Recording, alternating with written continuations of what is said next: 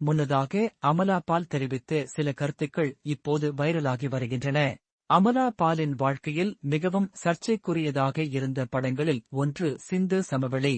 அதில் அவர் நடித்த கதாபாத்திரத்திற்காக விமர்சிக்கப்பட்டார். சிந்து சமவெளி படம் குறித்து அவர் பேசுகையில், அந்த படத்தில் நடித்து நான் தவறு செய்துவிட்டேன். அப்போது எனக்கு 17 வயது. இனி நான் ஒருபோதும் அத்தகைய வேடத்தில் நடிக்கக்கூடாது என முடிவு செய்துவிட்டேன். படம் வெளியான போது நான் மிகவும் பயந்தேன். அதற்கு எதிர்மறையான கருத்துகள் வந்தன.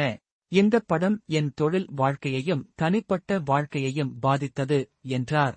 தமிழ், தெலுங்கு, மலையாளம் மற்றும் கன்னட மொழிகளில் பல வெற்றி படங்களில் நடித்து அனைவரையும் கவர்ந்துள்ளவர் நடிகை அமலா பால்.